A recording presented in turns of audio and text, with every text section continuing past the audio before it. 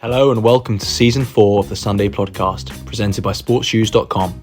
I'm Ollie Lum. And I'm Matt Seddon. This podcast is all about elite distance running in the UK. We're here to give you all the latest news updates around the sport, as well as weekly interviews with athletes and coaches. Stay up to date by following us on Instagram and X at Sunday Podcast. And make sure to subscribe to our YouTube channel too, where we post athlete workout videos, shoe reviews and more. Thanks for listening, and as always, we hope you enjoy the episode. Hello and welcome back to another episode. As you can see from the title, this week joined by Charlie and George Wheeler, the famous twins in the UK right now for distance running.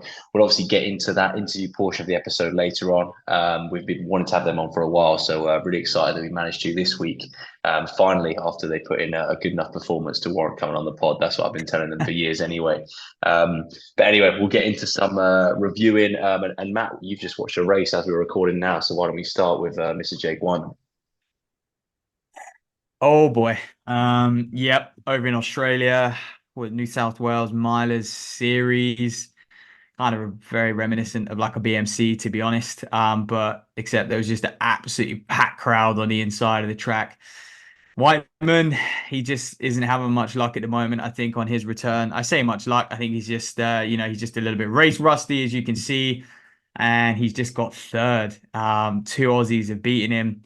Cam Myers, 3:33.3, wins it. The 17-year-old looks super impressive. And to be honest, in that mile the other day, which Whiteman got second to Stewie, I thought Myers looked very, very comfortable. He almost just didn't believe in himself that last 50 when he was up against Stewie and Whiteman. And he did get clipped by Stewie just with about 20 to go. And I think that just faltered him a little bit, but yeah, I thought he might have a chance of beating Whiteman today, and he has done. And another guy, Jesse Hunt, 3:33.64, just missing that Olympic time, so he's going to have to try and go again. So two Aussies ahead of Whiteman. Whiteman did kind of find himself at the front. He was right in behind the pacemaker, did lead it for a little bit as well, going into that last lap, and even at sort of 250 got passed by two or three guys, Jai Edwards as well. Then he fought back and he was challenging for the win again on the home straight, but just tied up. So I think we've seen he has sort of come out and said he just hasn't quite got that finishing kick that he's used to yet. But yeah, he's still finished in 3:34.3, so kind of a decent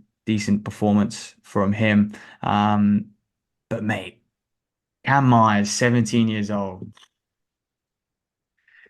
just seems to be the real deal. Yeah, it seems to just be the trend at the moment, doesn't it, as well? Like with young athletes doing well, particularly over the 1500. I guess they're just tapping into the fact that they've got so much natural speed still. And look, if they've been training since they were 10 years old, for example, they've already got 7 years of good training. Like if they're fortunate enough to have a good coach from when they started, 7 years of good training under their belts already. So why can't you go and compete well? Do you know what I mean? So I think it seems to be the way forward almost. I think mentally as well at that age. Obviously, it's sometimes a bit of pressure to be a young star, but at the same time, I think there's just a lot of less life expectations that kind of I don't know, maybe the older athletes who are looking for jobs to fund their training. And of course, we'll get into Charlie and George Wheeler's story later on in the episode, as we've already mentioned, but kind of having the pressure of having to work alongside training is quite different to training as an elite or as a kind of high level athlete whilst you're in school, for example, or college. Yeah, I think that's a big thing. I mean, he was due to go to Oregon, wasn't he? And I think he turned that down. I think that Nike deal that he got was too big not to turn down. And he has got, I do think Aussies, that yes, they're far away, but they've got a lovely setup in the fact that they can train in good weather all through our winter, their summer. And then it just means then when they come over to Europe, the weather's usually pretty good in the summer anyway. So they can, if you're a 1500 guy, it's probably near perfect, I'd say. But yeah, Tom Keane also, by the way, 3:36.4. That's a big run from him this early in the season. It is obviously only February still as well. So both Whiteman and Keane got, we know they're going to have big summers. So it's a good run from him. But it's just, I was watching the race and this sport just spits you out sometimes, man. Like it's so weird. Like Myers wins, all the crowd, like this meet was super low key. Like the crowd just flood onto the track as soon as the race is finished. They're everywhere. And all these kids are just scatting about. They're all obsessing over Myers and just in shot, just like sitting down on his own, just like no one fussing him is like former world champion Jake Whiteman. And it's just such a weird sport. And like no one just even acknowledging him and they're all just kind of walking around him and fussing over Myers. And it's just like, man, we're just so attracted to what's hot right now, and a former world champion can just be ignored like that. So it was an interesting dynamic at this little small time meet. So if you do get the chance, go back and watch it. It was on YouTube. But yeah, man, I mean that's that. There were some other results as well, but we won't dive into too much detail because we've got a lot to cover. This episode, obviously, with World Indoors on horizon, but we want to kind of review British champs and of course that Seville Marathon as well. Yeah, for sure. And talking of what's hot right now, we've already got some kind of marathon selections, haven't we, Matt? So should we run through them to start with, and then we'll get into British indoors? Well, yeah, by the time we're recording this, obviously that Olympic team or the first round of selection of that Olympic team has not, well, it's happened, but it hasn't been announced. Mm. I understand that there is an appeals process which lasts about a week. And so I think obviously nothing is confirmed, but to be honest, we're just going to go out there and predict because if it is not these people, I think that's crazy. Yeah. So I mean, we just presume, and I've heard on the grapevine from a few people as well that Purdue and Thackeray are locks. They're going to go to, they've been selected for Paris, 2:22:17, both of them exactly the same time. And they are the fastest. I think Purdue's 25th on the road to Paris and Thackeray's 26th. Um, and so that third spot up for grabs. Rose Harvey, obviously, originally I think she was due to do Seville, and so was Thackeray. They both kind of pulled out um, late on. And so, yeah, Rose Harvey, she'll have to wait and see and maybe even do London or just hope that I think she's actually going to have to do London because you've got people like Sam Harrison as well, even Clara Evans. Like London is basically a trial race for that third spot. Mm. Um, that's the women's side. And on the men's side, again, I'm not 100% sure on the men's side. I think this is a little bit more open, but 99% sure Phil Sesman is a lock after that run. He's a lock. But Yeah. the one person who I don't know is Emil Caress because he is due to race Napoli half this weekend. And I've heard on the grapevine that he's also due to race London as well. And if you are due to race a marathon after that first round of selection, I think there was something which says you can't be picked because they will wait and see how you do in that marathon. So it might be a case where we have Purdue and Thackeray done, and then Sesman and potentially not Emil. Emil may have to wait until after London, which I think is a ballsy move because Mark Scott does it, but how about Matt? Things you just never know what can go wrong in a marathon. Yeah, that's the thing, isn't it? The marathon's so hard to predict, and also why it's so hard to pick, I think, sometimes as well, because some of these performances obviously coming so long ago. And I guess that's why Emil feels he needs to race London as well, because obviously racing last year, that's so far out from an Olympics to get selected and then to also feel ready as well. So look, it'll be interesting to see how it gets on this weekend. I think everyone would love to see a team of Phil Sesman, Emil Caress, and Mark Scott come Tokyo. But that's not to kind of put any of the other athletes down. But I just think like to see that as a three, I think people would definitely feel like British men's marathon running is in a much better place than it has been recently. So yeah, super excited to see, and obviously just got to highlight again that run from Phil Sesman because I think we posted on socials, but I don't think we've spoken about it, mate. I think just the quick turnaround he had in the Oh, last few months, I think is phenomenal, and just shows that keep grinding it out, like as the guy's been doing over the past few years. Like the time's going to come, and you'll get sort of kind of you'll see the rewards for that hard work. yeah, and I think it is a quick turnaround, but I think we're slowly learning and we're slowly understanding that three marathons, maybe even four in a 12-month period is almost doable. To be honest with you, like some of the women have had quick turnarounds on marathons as well, especially halves and stuff like that. So, and I think if athletes doing London, they're going to have 16 weeks, I think, after London till the Olympic Games, maybe around about there. So, in the scheme of things, that's a relatively quick marathon too, Mm. a quick turnaround too. So, but I just think with the shoe tech and the advancements there, athletes are, I think the two marathons a year, I was speaking to Dave Reagan about this as well. The two marathons a year, I think that's out the window now. You can do three, you can do four. I think athletes can cash in big time now as well. If you can do more marathons, that's more paydays. Again, how sustainable is it for over this course of like a five-year career, I guess, at the marathons or something like that? Maybe not, but I think you could probably toe the line more than people currently are. And I think Phil's proven that. And it wasn't like Phil didn't do much between Valencia and Seville either. He almost stepped up, put his foot on the gas, and still just carried on crushing away 120, 130-mile weeks. He recovered after Valencia real quick. So yeah, it's eye-opening, I think, what can be done. But it was a huge run from Sesman. We can't not mention Johnny Miller 209.09. That's a lifetime best for him and a solid run. But again, like unfortunately, like it's probably just not going to be enough. And Mhm. I guess he could come back and do London, but then you're going to be up against Scott and Mohammed, and that would be a hell of a story if Miller did make that third spot, by the way. Um, but yeah, I spoke to Sesman as well, and it's funny, you're 6 seconds inside the qualifying time, and you talk about all the fine margins. Every tangent he was taking, his pacing was just ridiculous. 64.0, I think it's 64.01 and 64.03. It was half splits.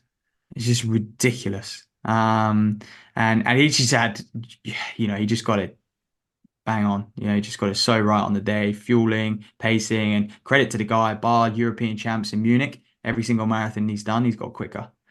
Yeah. You can't overlook that. It's so easy to pop in a marathon, isn't it, and have a stinker.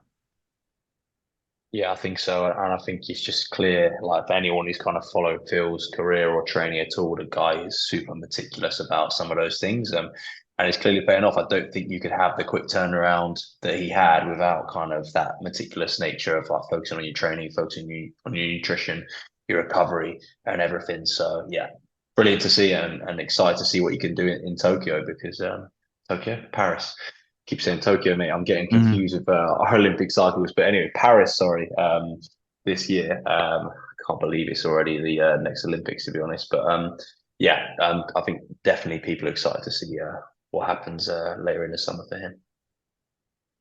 I think, yeah, absolutely. But I wanted to put into perspective like how fast marathon running just is at the moment and where these guys are as well on the rankings.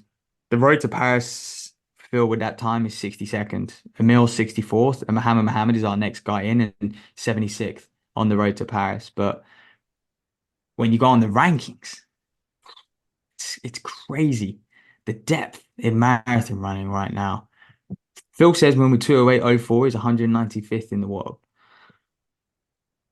That's quite scary. Mohammed with 208, what is he, 208 high, 208.40 something, is 299th in the world. Like, what? It's crazy. It's absolutely bonkers. So it's 300 people are sort of, inside 209 these days. It's Yeah, crazy. and we remember when our But standard I'll, was what 2:15. Not that long ago, our standard was two yeah, fifteen on the men's side. yeah. Mental marathon race just can't. I mean, there are a few big performances as well in Seville that we should. Yeah, Cripper ran really well. He got Italian record 2.6 or something, maybe even 2.5. I think it was 2.6. Um, Abdouni of France. See what you like about that man. But yeah, he went and ran low 2.4, high 2.3 as well. So it was clearly a day to run fast. But yeah, I think all eyes on London now. We're obviously going to start to build towards that because that is going to be a dust up. It's going to be a big, big matchup. And if you're a Brit, I think you just have to go with it. Whatever kind of pace is being set, you have to go with it because if you don't win, if you're not first Brit home, chances are you're not going to the Olympic Games, and that's what we love. We love to have races which mean that. Oh, yeah, it's going to be super exciting to watch, and it will be kind of a bit reminiscent of some of the track stuff we see sometimes because I'm already looking forward to that British Champs in the summer where everyone will have a standard, Oof. like particularly in those eights and 15s, and you just know first three across the line, that's it. They're the best ones, aren't they? So yeah, looking forward to London as well. Let's get into some track action then, makes obviously British champs on the weekend, and kind of encouraged or like as meant to world indoor selection too. Should we go through race by race, or do you want to go through selection first, mate? I let's maybe just hit selection because I think that we'll just talk about each race on the selection, won't we? So Yeah, spot on. Let's do start with it. those eights. Mm. I mean Yeah. the Obviously, eights. Gemariki, phenomenal, as you'd expect. And I think that's what we said in the prediction, didn't we? That I think like Riki's just the caliber now, particularly indoor, good indoor runner as well as being just good overall. I think she's always looked pretty good indoors. Just could win it in whatever way she liked, and then that's what she went and did. Yeah, she is back to her best, to be honest with you. I'm looking at it on a world stage, and I think she even said she wants to come away with a medal and preferably a gold as well. I think she can do it. Looking on the world rankings, looking at who she's going to be up against.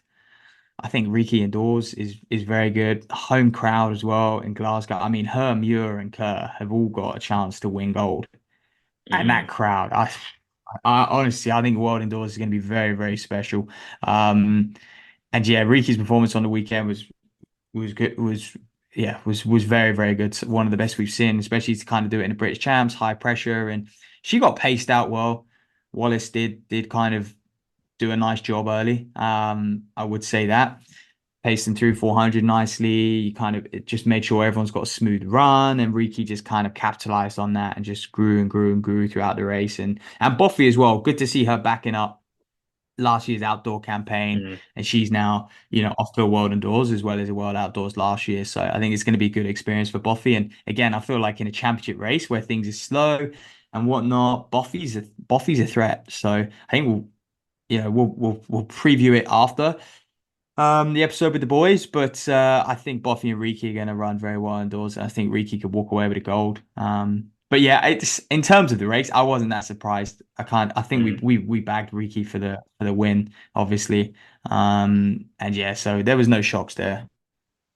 Yeah, for sure. And then obviously, disappointingly, no men's kind of with world indoor selection. I think we didn't predict that it probably would would happen anyway.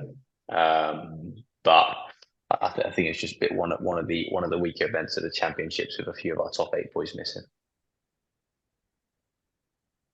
Yeah, he said a load. I actually went on Well, all of the them, road to yeah. Glasgow, and then yeah, mate, I think we had about eight eligible guys who could have actually been selected. When you go because it basically says I think now they've picked 30 or so athletes, I think. And when you go on the road to Glasgow, yeah, it kind of says in quota, not interested by their name, which means they've basically Mm, turned down the invite.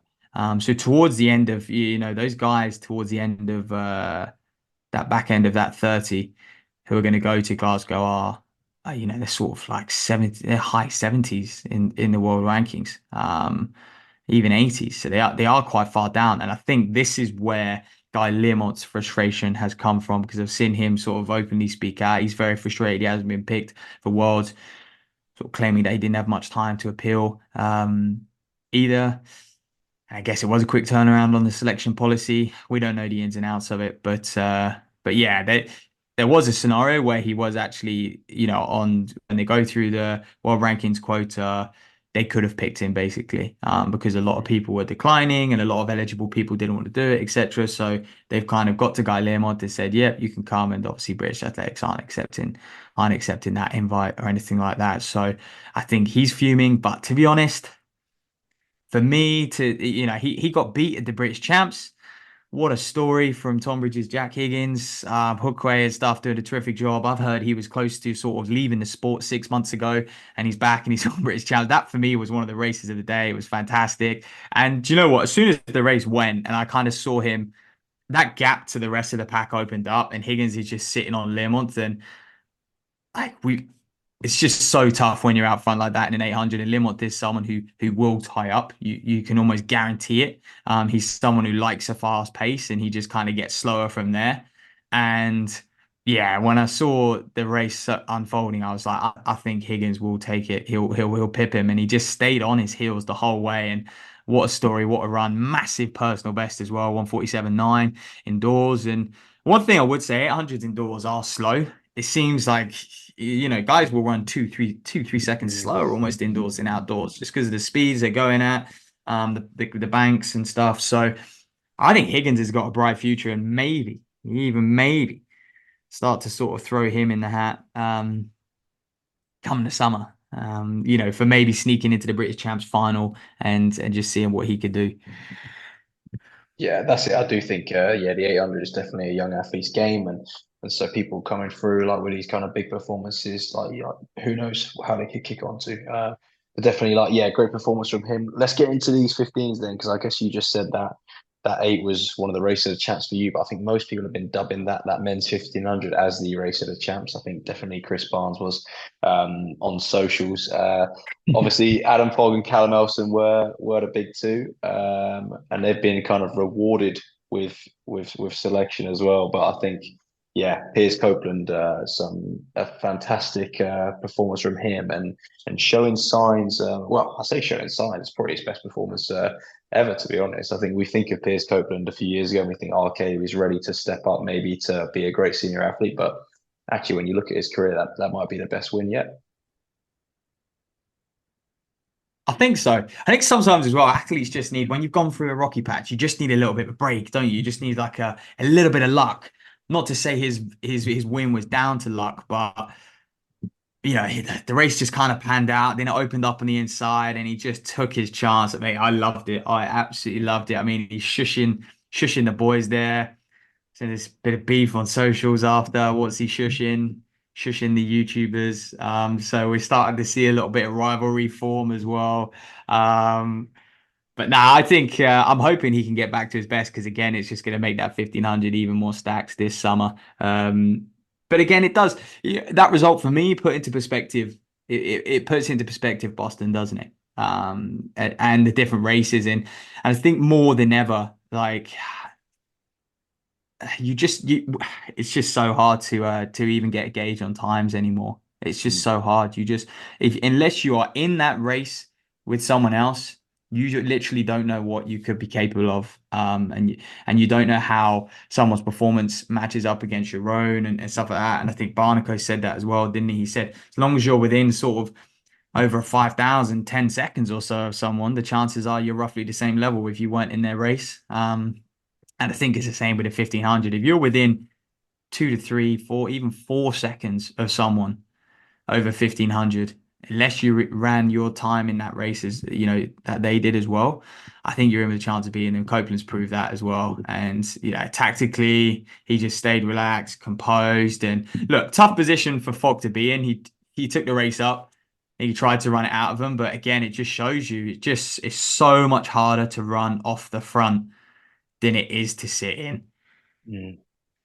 Yeah, I think so, and I think probably a result of like just knowing how good Elson's kick is as well. I think Adam Fogg felt like he had to, particularly going in like with the performances he's had. He probably felt like he had to take it up. But I think sometimes with athletes, it's just I don't know, because I guess if he jogged, we'd have all said, "Ah, well, why didn't you take the kick out of Elson and Copeland?" So it's so easy to say in hindsight, but I think we said it about Whiteman a bit. What was it, a couple of years ago in the commies? Like, I know it's obviously on a different level, but after he won the worlds, he felt like he had to win it really convincingly in the commies rather than just sitting in for ages. Yep. And I think Adam Fogg, after the indoor season he's had, kind of chasing times, he felt like actually I need to stamp my authority. I'm the number one guy here, rather than actually just making sure he got a job done. Yeah, and he tried to. To be honest, the Mm, 349 mile though, like he should have won convincingly. mm, And maybe he should have waited and sat in for a little longer and then kind of made a bit more of a, I guess, distinct run for home and really laid the hammer down when he hit the front instead of just kind of trying to squeeze it and wind it up. I think the whole time you're doing that, people like Elson and Copeland, they can handle that. They can handle a few 58s towards the end of a race, and then sort of closing faster. But yeah, it was a good race. I mean, Forgan Elson obviously both off the world indoors, which is huge for the pair of them. To go compete on the world stage, and it will be interesting to see. I mean, we're excited to see how they'll do. Um, they'll be up against Yeah, it. The standard is very tight. Everyone's very close at that level. yeah, I think so. But I just think just for Elson though, the string of GB vests he's got himself now is phenomenal. The guy's He's gone on a from bit of a getting conveyor belt. Yeah. Yeah, the guy's gone from getting what a cross country relay vest to getting a cross country proper. I mean, a long course cross country vest, should we say that? And making that Liverpool team, which is super hard to do, to then getting a world indoors vest. I mean, that is serious progression, and I think it's what the likes of, for example, like we talk about, well, obviously Jack Rowe's just run his phenomenal time. He's someone who consistently just started picking up GB senior vests on a cross country, and he's translated that into track performances. And obviously now he's got himself a standard, and he's aiming for obviously picking up the biggest prize of them all this summer. But I think it just shows you like if you can start performing really well on the domestic stage, cementing yourself as a kind of UK household name, and you keep doing that, like the kind of rest and the bigger things are going to come. Yeah.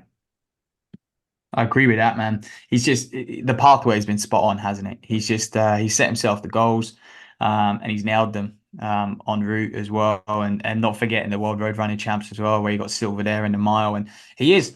I think he'll Yeah, of course. Yeah. run all right at the World Indoors. He's I think he's someone who can handle a messy race, and I think some 1500 guys struggle with that if they're used to kind of running outdoors in smoother races and time trials and stuff. So I think he can handle the chops and chains, the bumps and the barges as well. So I think he'll be a bit of a dark horse for World Indoors. And yeah, so but on the women's side, I mean Bell and Walcott Nolan, again, that kind of to me that race went exactly how I thought it would go. I was surprised that actually Walcott Nolan and even McDonald didn't try and challenge Bell at any point in that race. They kind of let her go to the front and she just ran away with it, which to be honest, look, Mm. we just spoke about Fogg trying to do that.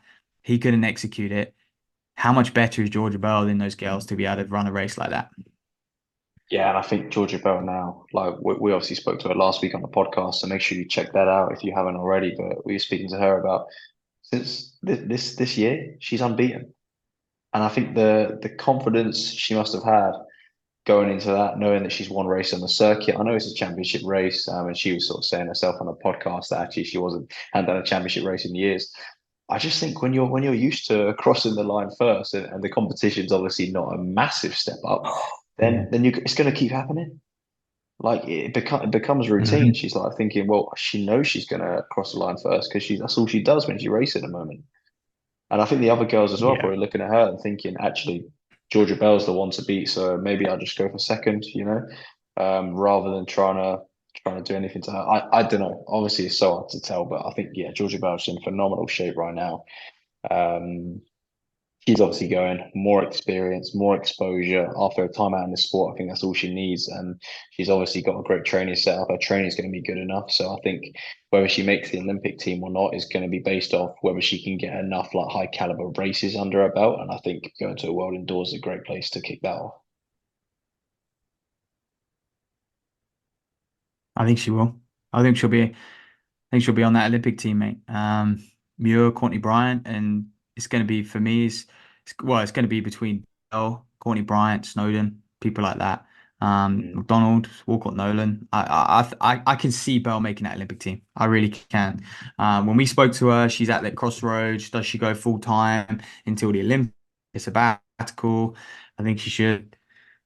I think she definitely should because I think you get to a level where you just need to. You can only get so far working full time. You can get to a very, very high level, as a lot of people have shown in this sport, working full time. But then that next step up to really get the 1% and practice all of those little things that professionals get to practice, I think you need to go full time.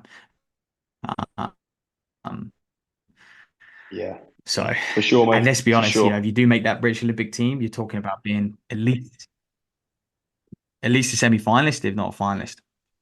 Yeah, I think so. And that's what's 3K? great. That's what's great for the athletes kind of in the UK right now is that they can take confidence that they're making a team, they're going there to make a final as well, at least. Um, yeah, let's get into the 3K because obviously selection wise anyway, excuse me. Selection wise, there's two of the best athletes in the world right now, not just two of the best athletes in the UK with Laura Muir and Josh Kerr. So it's just super excited to see how they get on at World Indoors. I think they're going to be super hyped for it. I think they're going to be ready to perform. I, I just can't wait for the Josh Kerr show. To be honest, I think every time he steps on the circuit, steps on the track for any sort of race, the whole world's watching him now. Jakob's gonna have his thing to say afterwards, I'm sure. But nah, it's brilliant, and I quite like how Jakob's actually coming back at Kerr as well at the moment. But look, proof will be in the pudding in the summer, won't it, mate? Oh boy, it certainly will. It certainly will. I am buzzing to see Josh Kerr at the World Indoors. He's going to be up against it. Who's he going to be up against? Sort of Barega, Nagoose, Germa. Oh boy, it's yeah. I need to look at the official entries for World Indoors, but yeah, it's gonna be some race. And again, I said earlier, if he can win it on home soil, he's going to take the roof off. And I think so's Laura Muir, and I think Laura Muir actually has probably more of a shot at winning that race Yeah, possibly. over I think Kerr. Mia's just phenomenal over for the 3K, isn't she? I think definitely I think for Kerr, yeah, like Yeah. he's a pure 15 guy. I know he's brilliant at the 3K and I like how he's contesting the 3K indoors, but best event is the 15. I think Muir is someone that 3K is pretty perfect for her. She's a world class 1500-meter runner. We've seen promise when she tried the 5K before. She got the 8 speed for a kick, but I think Muir is almost, I think that the 3K is one of the best events, you know. Yeah, I agree with that. It's going to be looking at it. It's going to be just GBV Ethiopia. I think you got people like Jess Hall and El St. Perrier in there as well. Running. Obviously, those two ran what 8:25. Was Hmm. it in Boston at New Balance? But it's the same on the men's side. I think Kerr is obviously going to be up against those two Ethiopians and the Goose as well. Throw him in the hat. But his 3K world record was 2 mile world record was just something quite extraordinary. Yeah. And again, Kerr's a big guy. Trying to get round him with a lap to go indoors, it's going to be awfully, awfully hard. And yeah, Yeah. so both of them, both Kerr and Muir have got some big races ahead of them at the World Indoors, and I think it's just mouth watering. And being a straight final as well, I believe this is the first year it's been a straight final, or the first time it's been a straight final. Usually there's heats. I think that throws an interesting dynamic in. What athletes have nothing to lose. They can, if they want, they can just make it really, really hard from the gun. Or Mm. I just don't. I don't know how that's going to play out. Yeah. I think it almost makes it more exciting because we're just not really gonna know until like sometimes we see people in the rounds and we're like, oh yeah, so and so looks good, blah blah blah. And obviously we'll have seen them race on the circuit, but World Indoors is a different ball game altogether. Like it could be super fast, could be super slow, could see some mad second K, for example. So yeah, look, they're going to be some super exciting races. But on the 3K, then should we get into the episode with Charlie and George Wheeler? Because obviously they both contested that men's 3K on the weekend of the British Champs. Charlie obviously finishing second place behind James West. So let's get into that and because they talk in the episode a bit about that race as well. So hand over to the twins, shall we?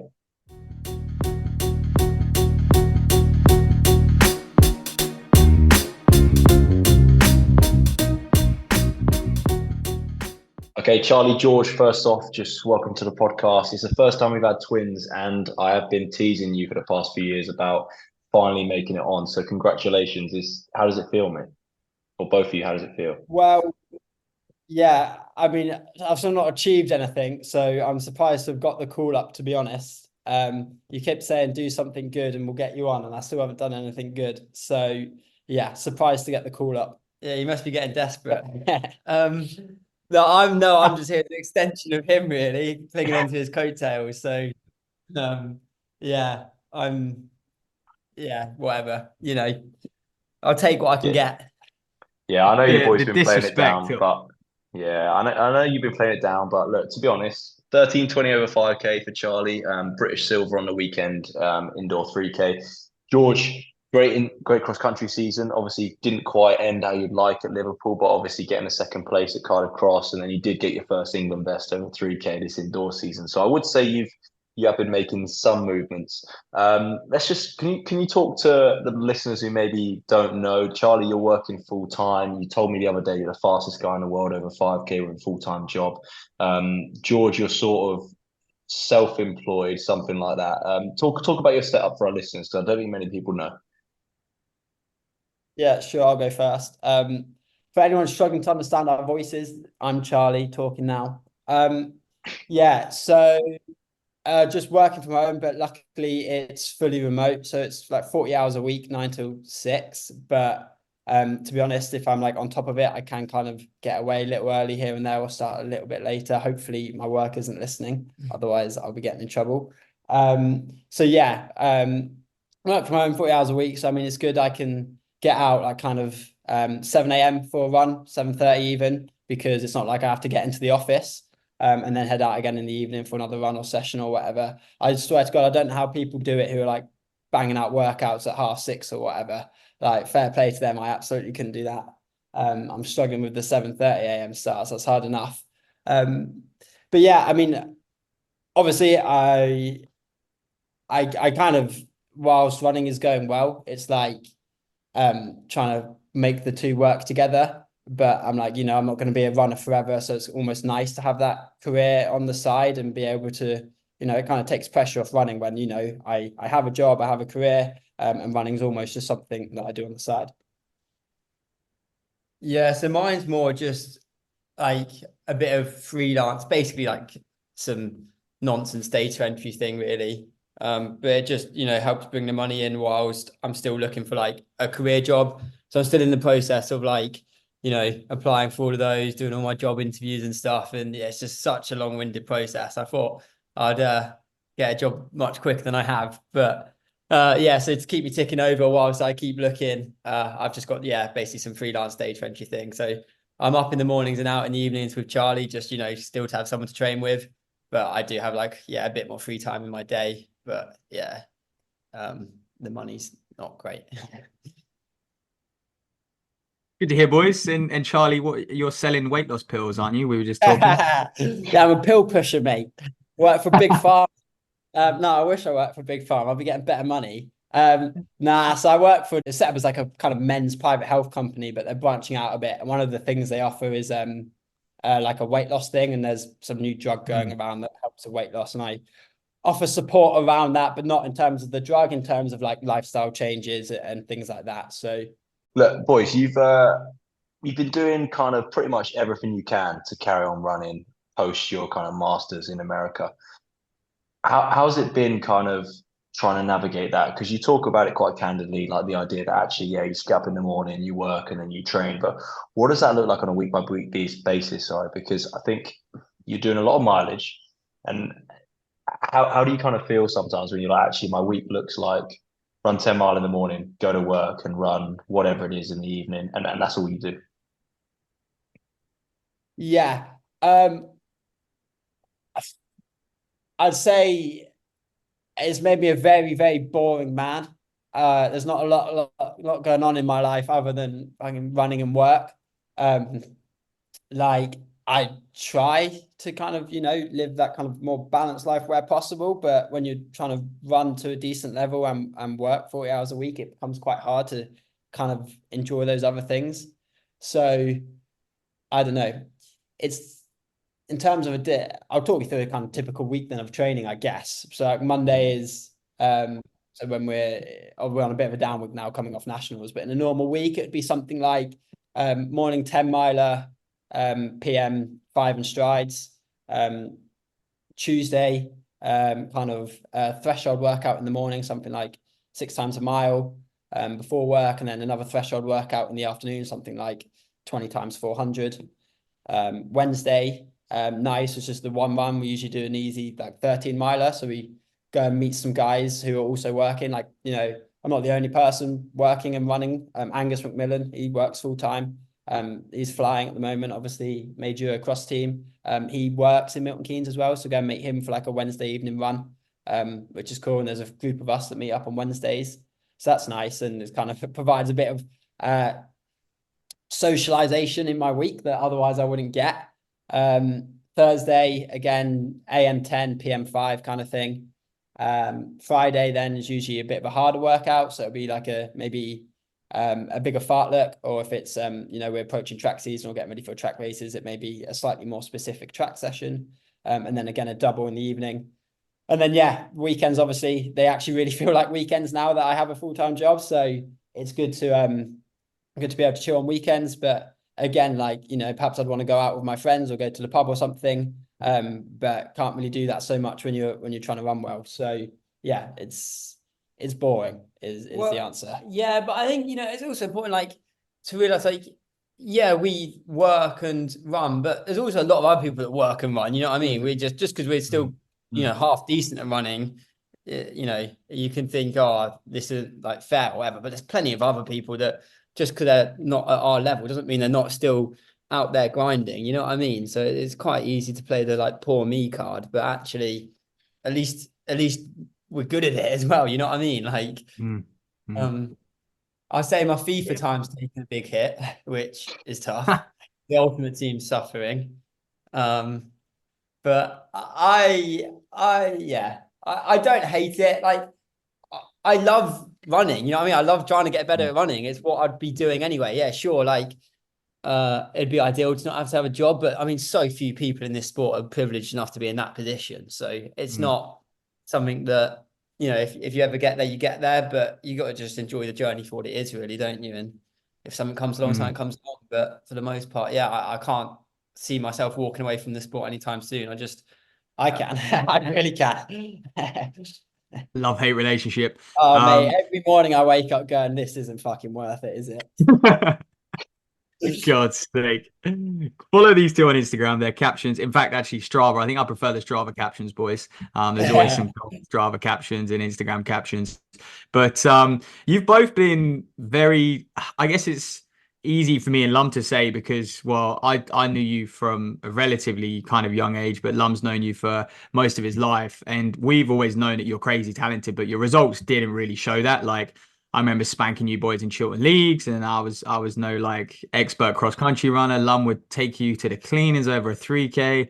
He still loves talking about those days. But you really were like, it was easy for us to see like you were gonna have a career in this sport. But you were probably the most patient people or young runners that we've seen. And even at university, like at Loughborough, there was a lot of guys still better than you, even through university days. Like, how were you able to stay so patient and just so involved and able to kind of enjoy the sport so much and kind of believe that bigger things were coming? I think for me, it was kind of like, it's easy to stay in the sport whilst you're still getting better.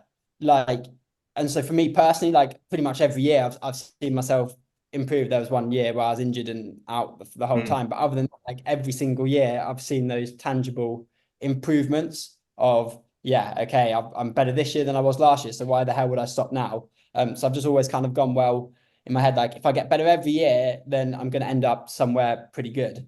But I mean, like, yeah, we really were terrible. I remember like I didn't break 4 in the 1500 until I was like just before I turned 20. So I remember like, you know, training with all these guys at Loughborough, like being around people like, I don't know, like Dom Nolan at the time and like Paddy Diva, like great guys. They were really kind to me.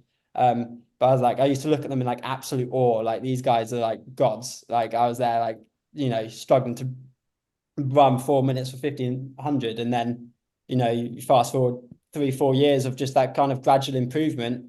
And you go like, I was looking at them like, how the hell are they so good? But then you keep, you know, just making those little improvements yourself, and soon enough you're getting towards that level. Still obviously nowhere near where I want to be, but again, now I'm sat here going, well, if I've improved again this year, if I improve again next year, then again I'm going to be taking another step towards where I want to be.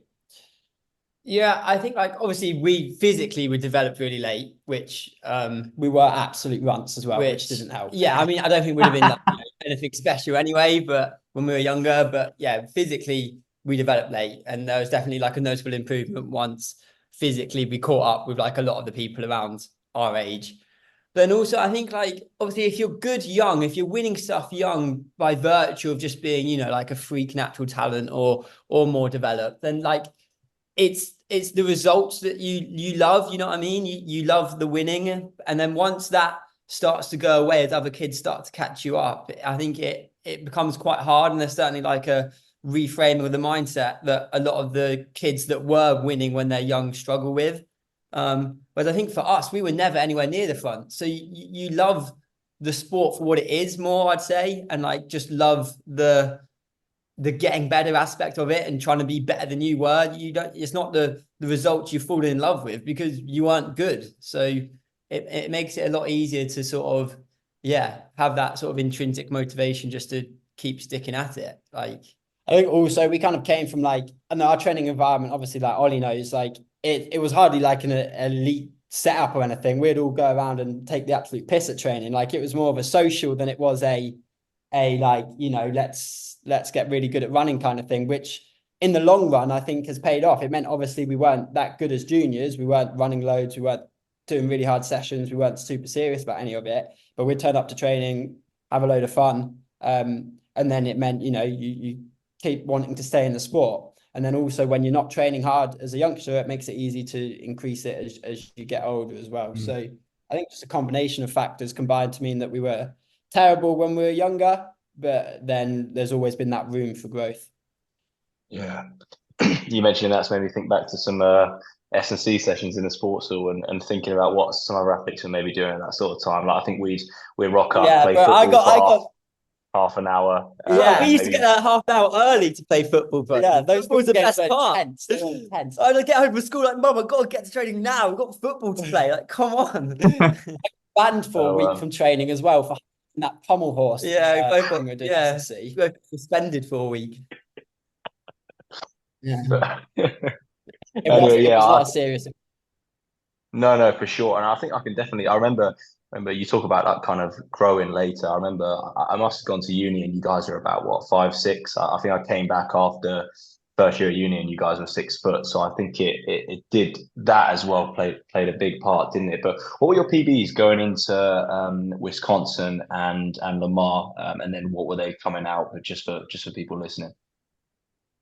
Sure. So after my 3 years at Loughborough, I went to Wisconsin with PBs of 14:21 for 5,000, 8:21 for 3,000, and 3:49 for 1,500. Absolutely burgled his way into Wisconsin, by the way. Dude, that you sat at home with those times thinking they're going to get you into Wisconsin. Certainly not as a fucking post-grad. Sorry about my language. He's absolutely burgled his way in there. It's like the most like serendipitous thing that's ever happened for him to end up at Wisconsin. So yeah, he got a bit. How did it come about? How did you manage to? I kind of fell on my feet, to be honest, because I was emailing like US unis for ages in my 3rd year at Loughborough, and they were like, "No, you're shit. We don't want you." Like most wouldn't reply, and someone said, "Yeah, get faster, and then we'll talk." But then. So I was like, great, I can't do anything. George had secured a place at Lamar in Texas. And I was like, oh, I'd like to go, but I weren't having it. I wasn't good enough. So then I committed to a master's degree at Loughborough. So went back for like a 4th year to do my master's, started it, did like 2 weeks of it and was like hating it. I was sat there going, I can't do this. So I dropped out of my master's. I was like, right, off to full-time employment it is for me, I guess. But just at that time, my friend who Ollie also knows, who's part of our training group back home, Jack, messaged me saying, are you still trying to come to America? I've spoken to Mick about you, the coach at Wisconsin. He said there's a guy who's just dropped out, so they need someone to come in last minute for a scholarship at Wisconsin. There's a spot. And he was like, well, I was like, yeah, well, thanks for talking to him, bro, but he's not going to want me. Like, I'm shit. And he was like, oh, just have a phone call with him and see how it goes. So I did, and then had a phone call with Gavin, his assistant at the time. And it just snowballed from there. I don't think they really appreciated how shit I was at the time, though. Otherwise, like, it never would have happened. Always in the locker room after I got there, Mick would say, like, how the hell are you here? Like, how the fuck did we end up recruiting you? But yeah, I mean, it worked out okay. I would have liked to have done a bit more in terms of performances and times at Wisconsin, but I was improving my whole time there. I just wasn't really good enough at the time. So I came out of Wisconsin then with PBs of 13:34 for 5,000 and 7:57 for 3,000. So still nothing special, but I'd taken a big jump forward in those like 18 months. Oh, mate, yeah. To drop 50 seconds on your 5K is quite astonishing. I mean, what was it about Mick that was so special and that program as well? Yeah, I mean, of course, at that point, like once Mick was somewhat interested, I was like, yeah, of course, I'm going to Wisconsin. Like, there's nowhere else I can go that's remotely as good. So they could have had a terrible coach and I probably still would have gone, which Mick isn't. Yeah, Mick's great. He's Irish, so you get on quite well with the Brits in terms of giving a bit of abuse and taking the abuse quite well. He gives it and he can take it as well, which is good. I know maybe his relationship with some of the Americans there is a little bit different because I swear to God, Americans are the softest people on earth and they can't really take it too well. So true. Yeah, so true. We had quite like an international presence in our locker room. So it became quite like, I don't want to say toxic, but there was a lot of, I guess that standard kind of locker room chat that maybe wasn't there when it's just that you wouldn't get with just Americans. So it's good going into a program with that had internationals in the past and was internationals there at the time. It made it a very really fun training environment.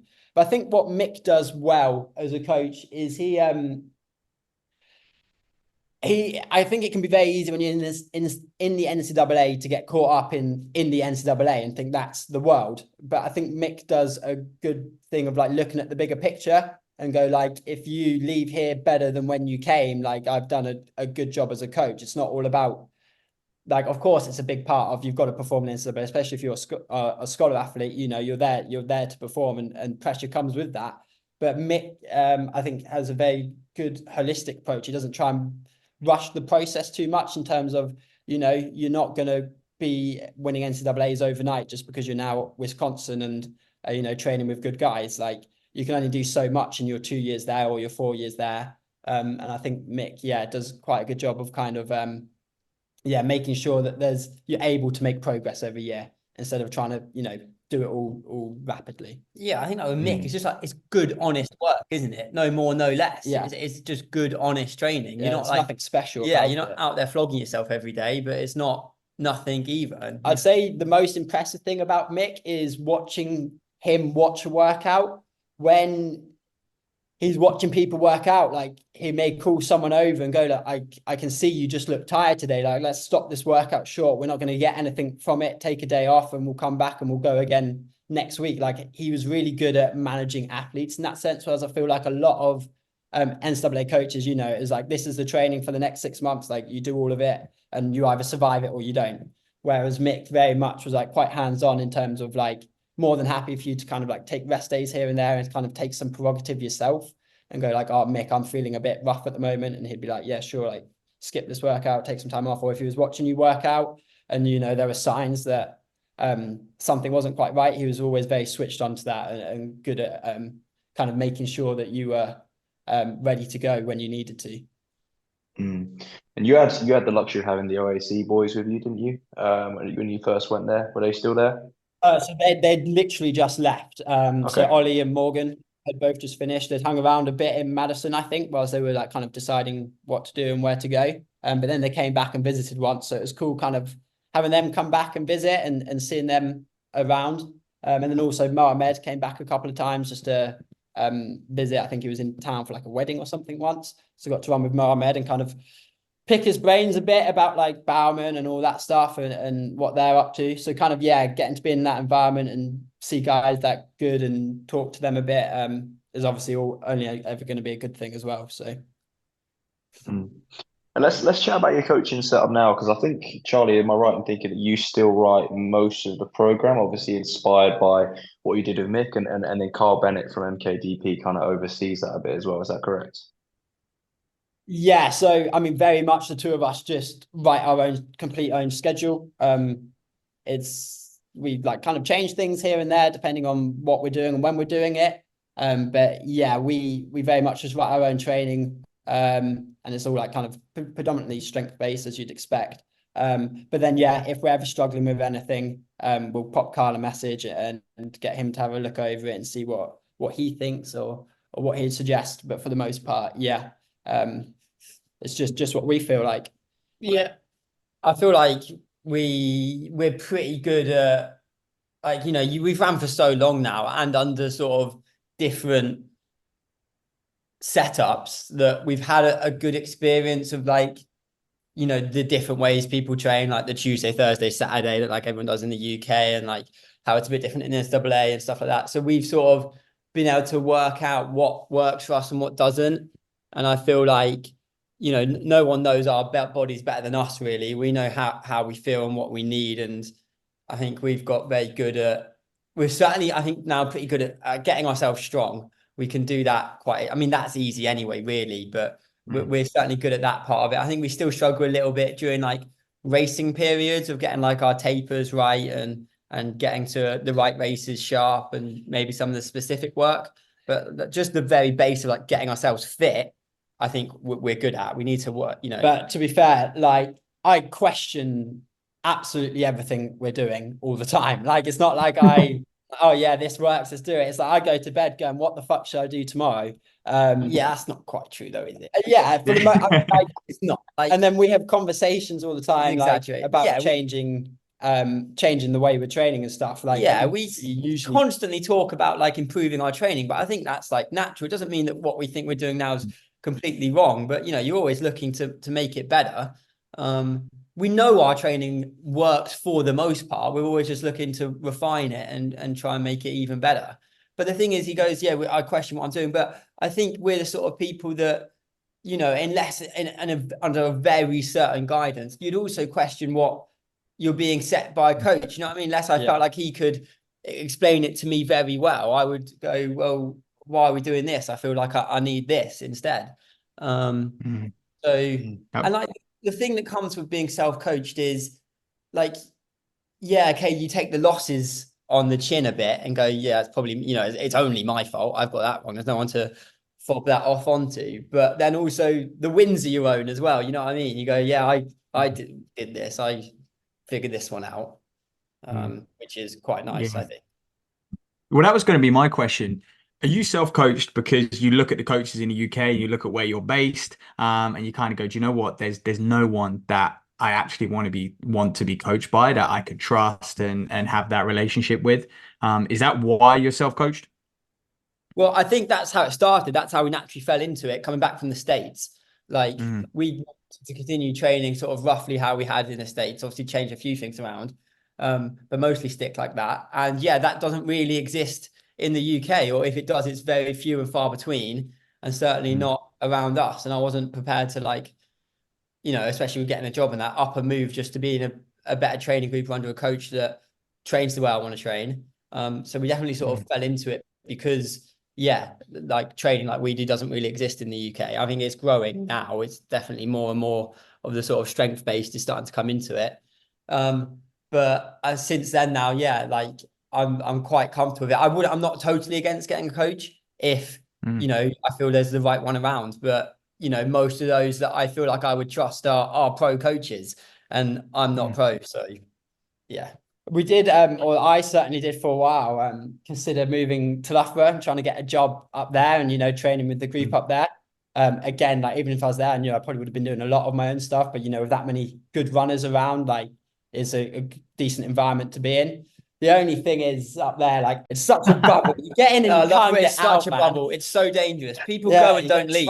Honestly, you get stuck. It's like fucking what's the mud? Quicksand. You go in, you just falling deeper and deeper into the bubble that is Loughborough. It's got some weird culty feel about it, Loughborough. And then I mean, there's so many. Like I don't know. It's almost like too much running there for me. If you get it, like I think it'd be very hard to escape the running thing.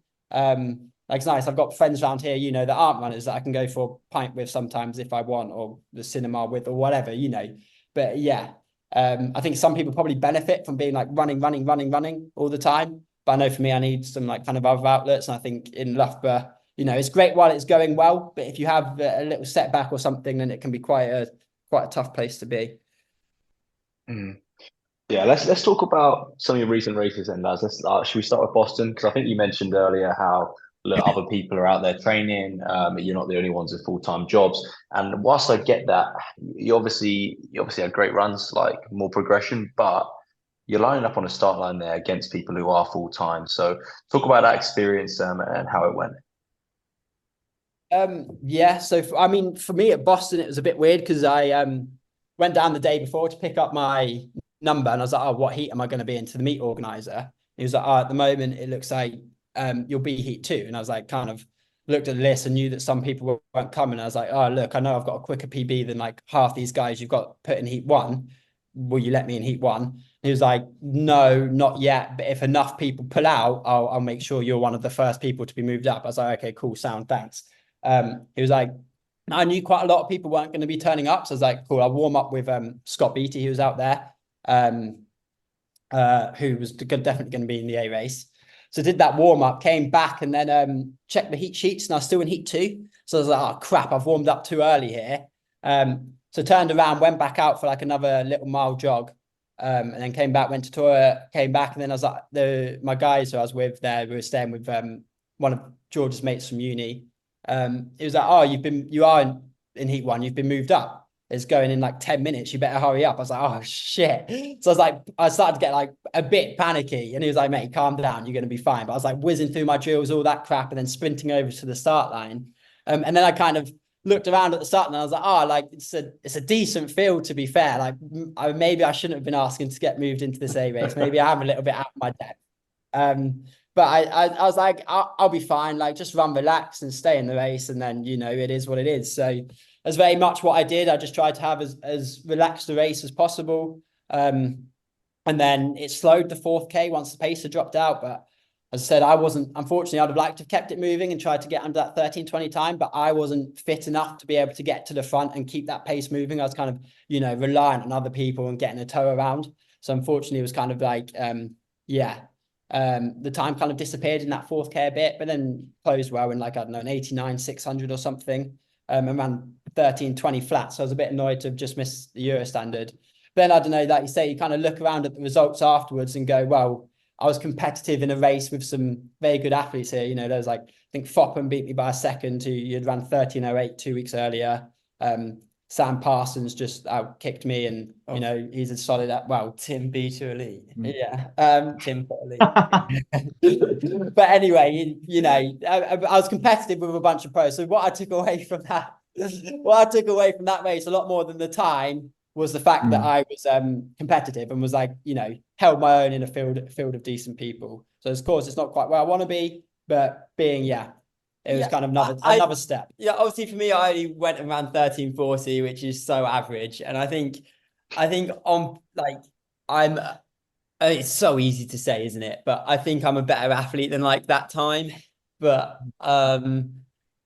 like I think consistency wise, like my training's now at a level that it's never been, and like my consistency in training is so much better. But I'm still lacking that like consistent race effort. Because especially the way we train, where we don't do like hard sessions, the only times we're ever working at that sort of anywhere close to race intensity is a race, because none of our sessions are anywhere close to that. And I think Charlie, through virtue of being at Wisconsin and just being in those higher quality meets and training a bit differently, has that background of like those high intensity races a bit more than me. And I think he's benefited from that. Whereas I feel like I'm just sort of starting to get there with those race efforts. And even, there's something I need to build up in my system and my body will get used to. So I feel like my fitness is almost at a level where like, I'm going down a bit of a rabbit hole here, but like, you are. I'm just trying to say that like, I just need more races. I think I can run quicker than I have. I just need more races. But yeah, so back to Boston. I think it was kind of like, as well, we've kind of taken the days off work to go there and race. Almost it felt like a holiday.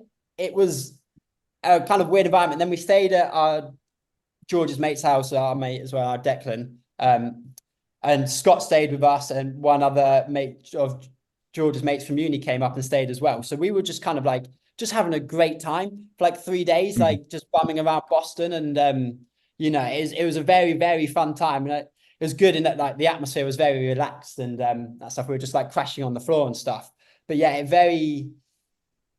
I kind of like that environment more, where it's like, it did feel like a holiday, and running was something that was just a side thing to do there, more than, I'm going to Boston, I've spent all this money, it has to go well, I have to get the Euros time, and, having all that pressure on me. It was like, I'm just, I've got 3 days annual leave from work, like I'm having a great time in Boston with my mates. Okay, I've run an okay 5K, awesome. Like it was just a trip, and it was a fun trip. Yeah, I think sometimes, it's easy to forget that like it's meant to be fun. You know what I mean? Like I don't want to be rocking up at a meet like trembling, going, oh God, like I hope this goes well. Sometimes you get to a meet and you'd rather be anywhere but there. But yeah, I think we found quite a good balance in that, I'm turning up to most races like excited. Like I enjoy it. I enjoy getting out there and to go race. I think there's a lot of people where, you get a bit carried away with the training, and then comes race day and they're like, God, don't really want to be here. But yeah, I think certainly for us anyway, I don't know if it is maybe having that balance with like, we're not pros, like we have jobs where it's like, yeah, I just go and see what I run. I run what I run. Like it's not that, some of the chat on that trip was abysmal, by the way. Shout out to Harry Halford. He's one of the funniest blokes I've ever met, but some of the talk was disgusting. But it was good again. Like it's not it wasn't running talk. It was nice to kind of be removed from that, It was everything but, a lot of it was everything but running. So it's just a nice environment to be in, I think. Wish I was on that trip, boys. I can imagine it being hilarious with you two. Bloody hell. They had some slow 5Ks in the morning, Sedge. You should have got in it. God's sake. Talking of 5K, did you walk away from that trip a little bit disappointed that obviously there was a crazy Boston the week before, or 2 weeks before, and then there was that one where we saw Rowan Diva run quick sort of a week after? Is this just where you're at now, boys? Like it's hard to know where the right race is. Were you aware that Boston a couple of weeks before was going to be that fast? And obviously you would have wanted to be in there. Yeah, 100%. I mean, I think it almost gets to the point where there's all these like kind of politics with these like quick races and stuff in running now. Like everyone was being so secretive about that one that Rowe and Paddy did, and it's like, why is it being kept so underground? I get like, you can still control the entry list. It doesn't have to be that like secretive and quiet. Like, but yeah, no, 100%. It's another issue I'm having now is kind of like, I do want to have another go at that European standard. I know obviously a bunch of those guys have run super quick, so like 13:19 isn't going to get you to Euros. But you never know what's going to happen. I want to have another shot at it, and who knows then when the teams pick what happens. But again, like now I don't know where to go for that 5K. I don't know what's going to be fast. It feels very much almost, unless you have the right people in your corner, it feels very much just stab in the dark. Yeah, stab in the dark. Like, is this going to be good or not? I don't know. I know obviously there's a couple 5Ks happening out on the West Coast in April, like Stamford and all that, but that just not practical for me, like with work and the cost of it. I just like can't really afford to get out there and take a week or 2 weeks off work to do them. So they're kind of written off. So then you start panicking and going, well, where are these fast early season 5Ks going to be in Europe? So yeah, no, 100%. Like I think we could probably all benefit in the sport from a bit more transparency around, what the target is in each race, who's actually going to turn up. Like I say, I went to Boston last week. The original like entry list was insane. But then all of a sudden, like a new row wasn't going to be there and all that. Like people start pulling out, and it's like, well, then all of a sudden, like the race just isn't the race you were expecting it to be. So yeah, I think obviously also like me and Charlie, as much as like I want to get there, like we are at different points right now, and I do feel like obviously I can get there, but like right now I am not the runner Charlie is. So basically try and like go where's best for him, and I just follow him around like his pet basically, and get in the B or C heat of whatever meet he's in. Like last year for me, I'm going to Ward I'm running 13:47. Like I don't need to be going to Ward so I'm 13:47. I can go up to the BMC in Manchester and bash that out. But you know, Charlie's going anyway. He needs to go. I'm like, yeah, well, I may as well come. You know what I mean? So, But you but did beat yeah, him in I Sheffield, would though, like didn't to you? think. Yeah, I did, mate. The head to head in the last like few, it's I'm coming. It's not long, I promise you. It's not long before. I think naturally I'm a better athlete than him. Oh, I think like I'm just like he doesn't, but and it will. I think it's only a matter of time. Where's the evidence for this? Back in our youth I think days. George has more grit. Charlie's got better physiology, Exactly. I I think I've reckon. got more of a dog in me. Oh, And I think ain't no Yeah, way. I agree with that. I think by the end of the summer there's going to be a power shift, and I think I'll be the one getting to see what meets we go to. My God, he's never getting an England vest again after his performance. Well, no, that's fair, but that is fair. That was. Dude, you could sneak in. You could run under Charlie's name, no problem. You could get in any race you want. Just pretend you're Why Charlie. would I let that happen? It'd be 20 seconds slower. I won't. By the end of the summer, I think we'll be having a very different conversation. Watch this space. Watch this But space. Look, you've boys. got to have a bit of that like false belief in yourself, don't you, in this sport, really? I think if you didn't think you could do it, then what are you doing it for? You know what I mean? Like you got to be a bit deluded. Bit of Dutch courage, just be slightly drunk the whole time. Oh yeah. Yeah. Well, I'm not Boys, sure. you're just doing your best not to get sponsored, aren't you? But look, if anyone's listening, who does like their controversial chat, then please sponsor them because I think it'll be great. Hey, I'm great for the fine. No one's sport. sponsoring a 1345k guy anyway. But, You come as a package, don't you? That's what it is. Mate, I'm maybe. I'm twerking for a deal. I'll do anything. Anyway. Yeah, Right, put the right price in front of me, and there's not a lot I wouldn't do. boys, you're rolling with the punches at the moment. You're getting it done, but how do you take it to the next level? Because look, yeah, like you say, Charlie, if you run 13:19, it'd be great. You tick off the Euro standard, but realistically, there's guys quicker. How do you become a 13:05 guy doing what you're doing? Like, do you need to take 3 to 6 months off from work and just try and slog it? Can you? Like, I mean, if you don't mind sharing, like, how much did the Boston trip cost you for 3 days in Boston and two PVs? How much did that cost you guys?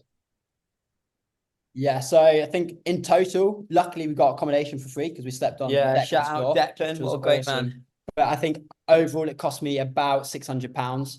It was about 450 for return flights, And then 150 on a night out. Yeah, 100. Yeah, well, 150 quid of spending money, pocket money when we were there.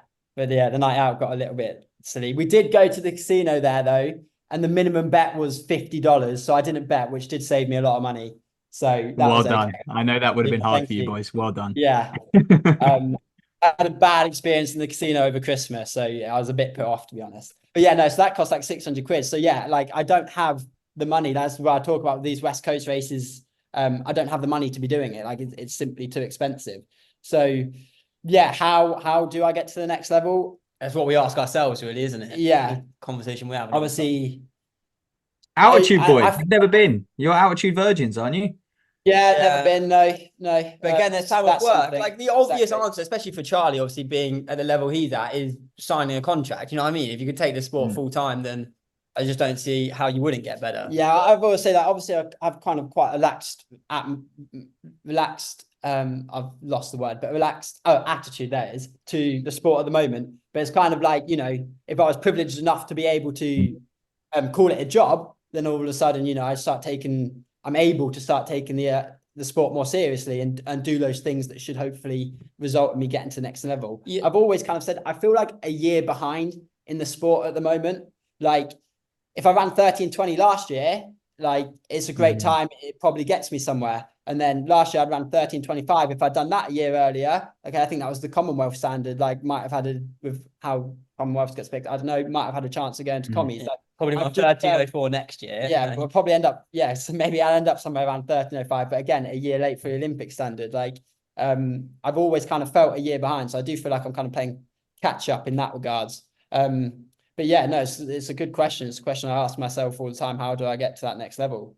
Is it impossible to do without being pro? I don't think so, but it comes with it's a hell of a lot easier. Yeah, it's a hell of a lot easier. It comes with a lot of like kind of caveats and sacrifices. Like my job's great. It's remote, but I can't, you know, be in Flag or something, 6-hour time difference and do that. I can't be, you know, traveling midweek and missing random days of work either. So it's yeah, it's a good question and one I need to have a think about. Yeah, because also like with like the time constraints, you're having to decide what to prioritize. Like we'd love to be able to like gym and sauna and stuff like that as well, but it just you have to make decisions because there isn't enough hours in the day. Like we don't really have the time to run as much as we do, work and like then hit up the gym as well. And yeah, well, I think you do, but then you're sacrificing recovery. It's like you can't exactly. do it.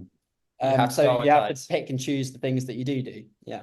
And hopefully if I was able to ever become pro, then suddenly you don't have to pick and choose. You can do it all and make sure you're recovering well and all that jazz. Yeah, obviously that's more of a question for Charlie because like I know the next level for me is getting to his level first and foremost, which I feel like honestly, like using him as an example, like just keeping doing what I'm doing is sort of an inevitability at the end of the day. Like I will at least. Hey, you're better than me apparently. So I am. It's like inevitably. That's what I'm saying. Inevitably, if I keep doing what I'm doing, I'll be at least as good as you are. But then just be able to beat you on the last lap, I think. So he's lost. Let's just go over this. He's lost by 3 seconds in 200 meters to me on Sunday. Like, and he's like, I'm better than you. Yeah, but I shut it down. I shut it down and jogged it home. I wasn't feeling it. Didn't fancy it. Yeah, didn't fancy it. Nah, I just wasn't vibing with that one. So shut that down, jogged it home. But if you want to play that game, I mean, the amount of head-to-heads that I beat him at Mansfield. No, that can't count, can it? Like you're on different legs. You're on different legs. That is not a race, is it? 10 seconds. Hang on, no, 10 seconds over 3 miles. I think I'm interested on your opinion here, Ollie and Seds. It's not a race, is it? If you're on different legs. Nah, Mansfield's just that's out the window. First leg's a race. Anything after that don't count. Thank you very much. Okay, Cardiff had him. Oh, I love that kid. Yeah, well. He'll actually spanked him. Yeah, well, yeah, made him look silly at Cardiff. Man, I had about a 15-second lead at one point. Right. Then whose fault was that, Charlie? We won't talk about Liverpool. Next was Telford. Done him on the chip time, haven't I? But they haven't given me it for some reason. He's like, he's false started. He's false started. I've started 7 rows back, okay? And I've had him on the chip time and they haven't given it to me. It's pretty disgraceful. Like I need that extra 100 quid and somehow he's got it. Like on our power 10 now, okay? I've got a quicker 10k PB because mine's done off my chip time, which was quicker than his. Mate, I have destroyed him in the last 50 and he's claiming he's got a quick. He started on my shoulder. I didn't. I started like there's no video. On 10Ks, what's next for you boys this summer? We'd love to see you on the circuit and stuff. Have you thought about Highgate at all, lads, over 10K? Yeah, so I am tempted. I think my 10K is quite weak, so it needs some improvement. But from Highgate, well, last year, like I was tempted to it, but didn't because I went to Ordegem instead, which was a week after. Yeah. You're not going to do a 10K and then come back a week later and do a 5. But this year I'm going to try and open up earlier. So if I can nail a 5,000 early season before Highgate, then yeah, I'll probably switch my attention to that and have a good run out there. And because I guess it'll probably be the national champs again for 10,000.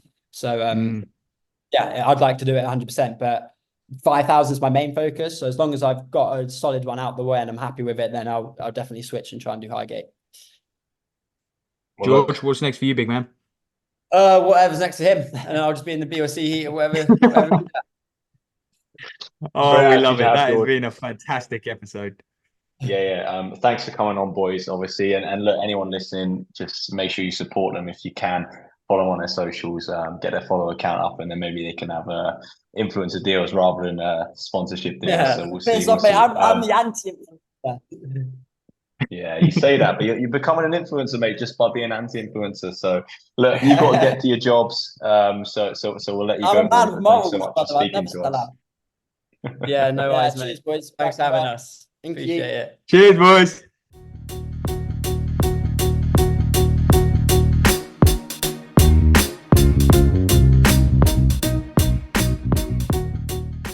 Look, there you have it, Charlie and George Wheeler. If you didn't know him before, you certainly do now.